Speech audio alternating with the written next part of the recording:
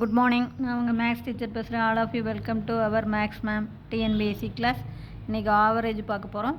அதில் பாருங்கள், the average marks obtained by Siva in maths and science are 85. சிவாவுடைய average mark மேக்ஸ்லேயும் சயின்ஸ்லேயும் சேர்த்து 85. And maths and English are 72. மேக்ஸ்லேயும் இங்கிலீஷ்லேயும் அவனுடைய ஆவரேஜ் மார்க்கு 72.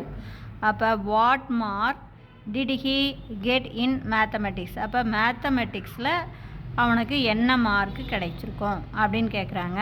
இப்போ பாருங்கள், ஆவரேஜ் அப்படின்னாவே நம்ம ரெண்டையும் கூட்டி, இப்போ 2 தான் சொல்லியிருக்கிறது மேக்ஸு சயின்ஸு. அப்போ ரெண்டையும் கூட்டி 2ஆல் டிவைட் பண்ணோம். அப்போ maths plus science divided by 2 = 85. அப்போ மேக்ஸு ப்ளஸ் சயின்ஸு இங்கே வகுத்தில் இருக்கிற 2 இந்தாண்ட போய் பெருக்கும்போது 170.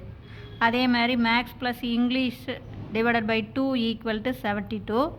அப்போ வகுத்தில் இருக்கிற 2 இந்தாண்ட போய் 72 பெருக்குனா 144. அப்போ மேக்ஸ் ப்ளஸ் இங்கிலீஷ் 144.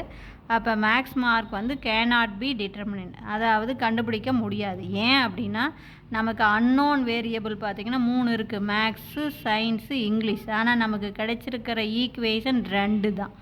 அப்போ 2 ஈக்குவேஷனில் 3 வேரியபிள் இருக்கிறதுனால நம்ம கேனாட் பி டிட்டர்மினன்ட் அப்படின்னு சொல்லிடலாம். புரியுதுங்களா?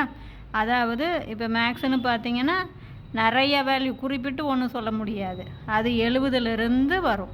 இப்போ மேக்ஸ் 70 இருந்தால் சயின்ஸு 100 இருக்கும். 70, 71, 72 அந்த மாதிரி. இங்கே 70னா இது 44.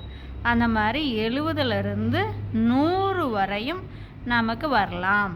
அப்போ இது கேனாட் பி டிட்டர்மினன்ட். புரிஞ்சுதுங்களா? Wish you all the best. Thank you.